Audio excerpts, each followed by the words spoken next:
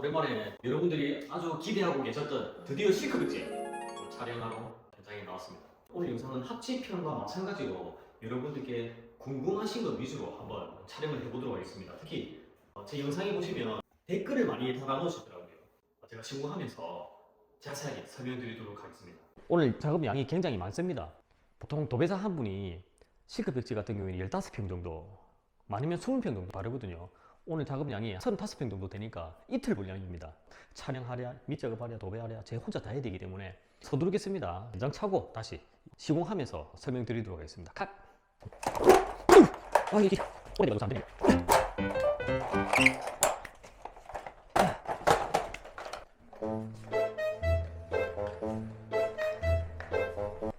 오랜만에 또 연장을 좀 찾았습니다. 요즘에 도배를 많이 안 하다 보니까 거의 한 달 만에 연장을 차는 것 같은데, 오늘 영상은 싱크 영상입니다. 도배를 할 면에 싱크 벽지가 발려져 있다 라고 했을 때 싱크 벽지는 무조건 걷어내야 됩니다. 왜냐하면 싱크 벽지 위에는 벽지가 붙지 않기 때문에 그렇습니다. 석고보드 위에 싱크 벽지를 바로 달라놨다고 했을 때는 겉이 벗겨도 상관이 없습니다. 부직포를 씌우는 것하고 바로 바르는 거하고 좀 차이는 있거든요. 부직포를 씌우면 품질이 조금 더 잘 나온다. 석고보드 위에 싱크백지 바로 발라도 큰 지장은 없다. 가격에 따라서 좀 달라진다고 보시면 됩니다. 참고로 말씀드리면 싱크백지를 바를 면에 콘크리트 면이다, 그리고 시멘트 벽면인데 면이 거칠다, 면이 좋지 않다라고 했을 때는 부직포를 씌우고 싱크백지를 바르는 게 좋습니다. 왜냐하면 싱크백지라는 거는 고급 백지이기 때문에 품질도 잘 나와야 되지 않습니까? 새를 살다가 나간 현장이기 때문에 원상복구 개념에서 하는 거거든요. 단가를 많이 받지 않고 시공하는 현장입니다. 여기 같은 경우에는 겉이만 벗기고 싱크백지를 바로 시공하는 영상을 보여드리겠습니다. 여기도 콘센트 커버, 또 항상 도배하기 전에 콘센트 커버를 벗겨야 됩니다. 두꺼비 칩을 먼저 내리고 케이스를 벗겨내면 위험한가요? 위험하지 않죠. 두꺼비 집 내리면 전기가 아예 흐르지 않기 때문에 안전한 방법입니다.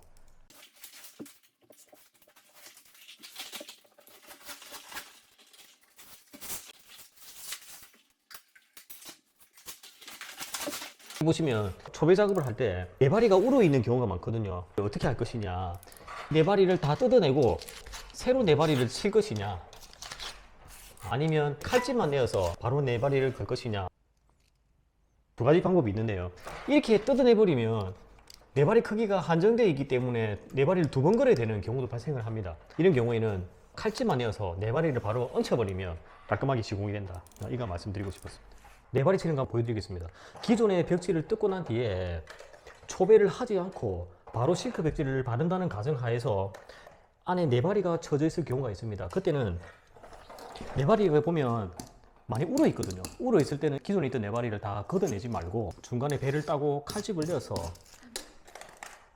바로 이렇게 걸면 소홀하게 작업을 할 수가 있습니다. 일일이 기존에 있던 네바리를 걷어내서 할 필요는 없다. 이렇게 해서 바로 시공을 하면 시간도 많이 줄고 간편하게 시공을 할 수 있습니다. 벽지에 곰팡이가 꼈는데 이런 부분은 부분적으로만 교체가 가능한가요? 곰팡이가 폈으면 부분적으로 교체하는 것은 조금 힘들다 보시면 됩니다. 그 한 면 전체를 바꾸는 게 제일 좋다고 보면 되겠습니다.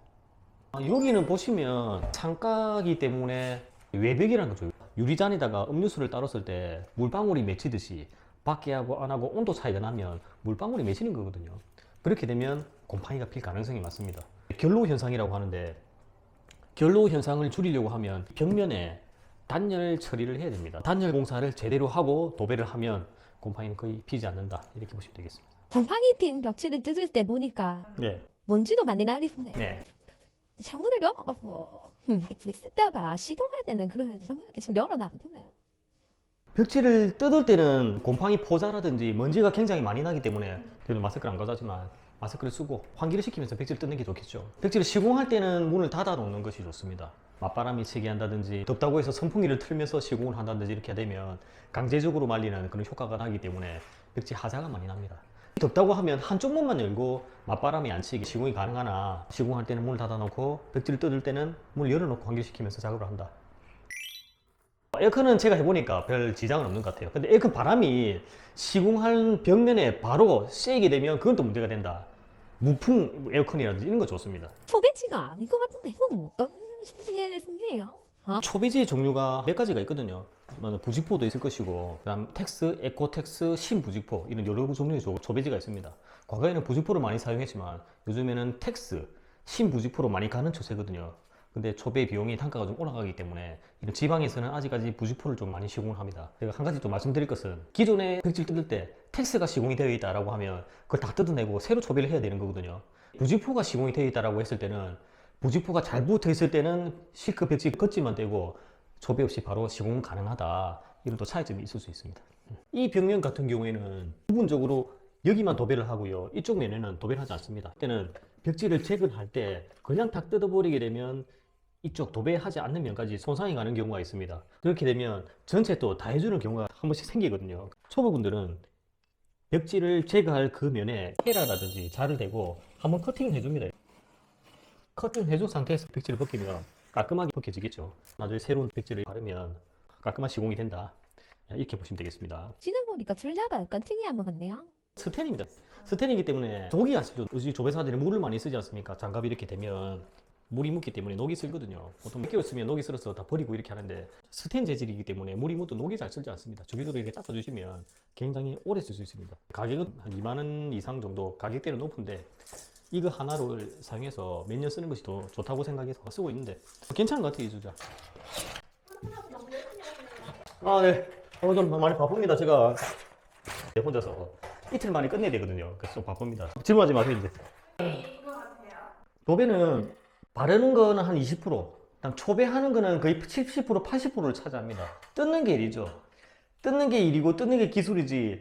뜯고 초배하고 어떤 현장에 갔을 때 대처하는 방법 이런 것들을 배우는 것이 5년, 7년 이렇게 걸리는 거지. 바르는 거는 1, 2만 원 바릅니다. 바르는 것도 중요하지만 전체적인 과정으로 봤을 때는 20% 정도밖에 차지하지 않는다. 그래서 뜯는 게 중요합니다, 지금.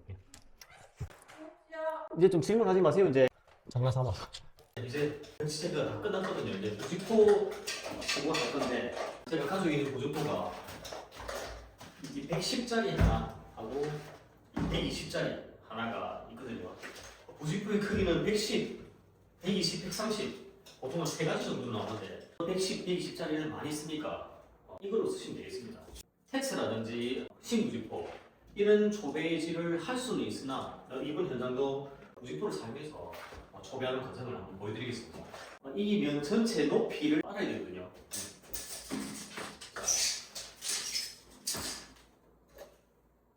전체 높이가 2200이면 초보자들은 하단에서 한 10cm 정도 띄우는 게 좋거든요. 하단에는 110짜리 부직포를 칠 겁니다. 10cm 정도 띄우고 110짜리 부직포를 시공을 하니까 120을 띄워야 되겠죠. 120에 이렇게 체크를 합니다. 체크하고 체크를 할 때 자가 수직이 되어야 되겠죠. 이렇게 비스듬히 체크를 하면 안 되겠죠. 이제 신경 써서 수직이 된 상태에서 120 체크를 합니다. 한 3군데 정도만 체크하면 되겠습니다. 120을 체크를 해서 간단히 본드를 넣고요.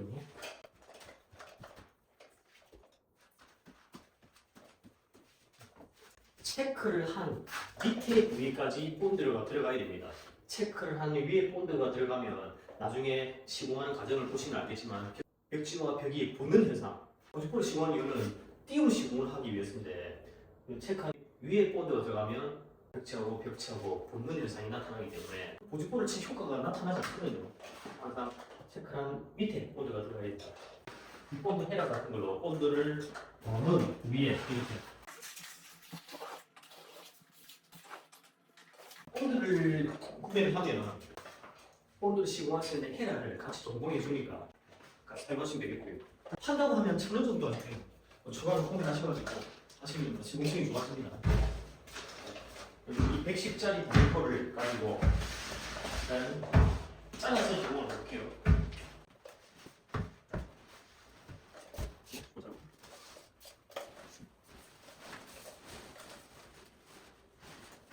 이 체크한 라인에 발라줍니다. 바르고 손 가지고 앞에 부직포를 잡고 그냥 밀어버리면 딱 맞아지거든요.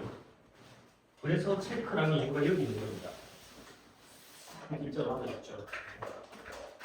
120에 체크를 하지 않으면 갔다가 부직포를 시공하면서 많이 삐뚤어지는 경우가 생기기 때문에 이게 중요합니다. 체크해서 시공하는 게 좋습니다.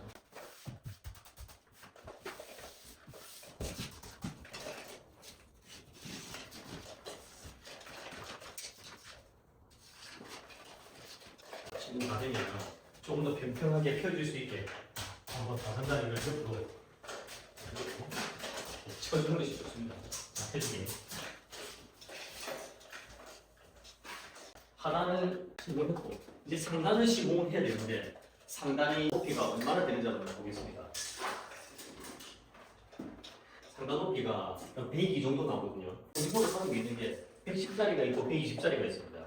그러면 110짜리를 시공을 했을 때 100이면 한 8cm 정도, 이 정도까지는 고집할 필요 없다. 그러면 본드가 있는 이 부위하고 이 간격이 5cm 이상 벌어지기 때문에 이 시공은 괜찮습니다. 근데 고집포를 시공했을 때 본드 시공 자리하고 비슷하게 겹친다든지 고지포가 아래 고지포 위로 올라가든지 이렇게 되면 시공이 잘못된 거거든요. 아래 고지포 시공한 부위보다 항상 5cm에서 10cm 정도 내려오면 정상 시공이다. 지금 현재 봤을 때 120짜리 고지포는 필요가 없을 것 같아요. 110짜리를 쳐도 이 시공된 고지포보다 한 8cm 정도 내려오기 때문에 110짜리에 시공해도 무방하다. 이렇게 보시면 되겠습니다. 그러면 아래 고지포를 치고 상단 높이가 예를 들면 1500이 넘는다 했을 때 고지포를 160 이상짜리를 써야 되겠죠. 최소 160을 써야 됩니다. 근데 고지포는 제일 큰 게 130 정도밖에 나오지 않거든요. 그렇게 되면 어떻게 하느냐, 고지포를 반 정도 잘라가지고 이렇게 한번 중간에 시공을 하고요. 그 다음에 여기서 위로 고지포를 한 번 더 시공, 즉 3단 시공을 하면 정확한 시공이 되겠습니다. 벽 높이에 따라서 시공 방법이 달라지니까 참고하시면 되겠습니다.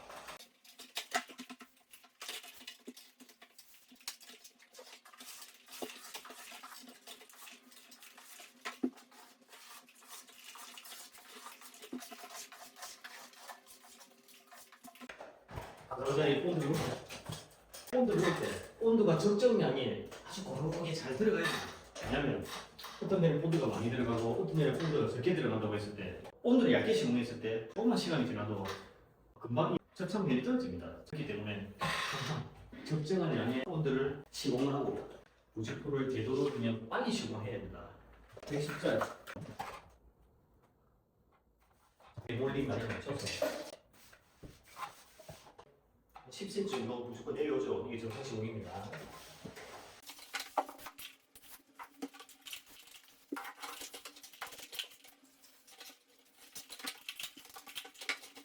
축구 시공이 끝났습니다. 문제가 되는 것은 가장다리 부분이거든요. 가장다리의 기존의 백지를 뜯었을 때 단차가 많이 보입니다. 현재로. 이 단차를 가리기 위해서는 푸티 작업을 한다든지 흔히 마법사라고 하는 플라스틱 같은 거, 그런 도배지가 있습니다. 그걸 시공한다든지 삼중지를 건다든지 여러 가지 방법이 있는데 그것은 현장 여건에 따라서 시공 단가에 따라서 달라지니까 그런 방법이 있다는 것을 말씀드린 거예요. 벽지는 제가 오른쪽에서 왼쪽으로 시공할 수도 있고요, 왼쪽에서 오른쪽으로 시공할 수도 있습니다. 이것도 현장에 따라서 달라지는데 여기는 상관이 없을 것 같습니다. 그래서 저는 왼쪽에서 오른쪽으로 시공을 할 건데 합지 벽지와는 다르게 시크 벽지는 폭이 108cm입니다. 합지 벽지는 93cm 정도 되고요. 108cm 가운데 여기서 초배지를 하나 볼 거예요. 임실 두 개, 이 체크를 해서 심지라고 하는 초배지를 걸 건데요. 왜 그러냐? 합지 벽지는 덧방 시공이기 때문에 심지를 걸 필요가 없습니다. 근데 시크 벽지는 덧방 시공이 아니고 1대1 시공이거든요. 고지포에다가 바로 1대1 시공을 하면 나중에 벽지가 벌어집니다. 그런 걸 방지를 하기 위해서 심지라고 하는 초배지, 이제 창호지 같은 거 있거든요. 추가로 작업을 하고 도배를 할 겁니다. 심지 작업하는 거 보여드릴게요. 심지를 제가 풀을 발라서 하는데 시크 벽지 이음새 가운데에 걸어줍니다.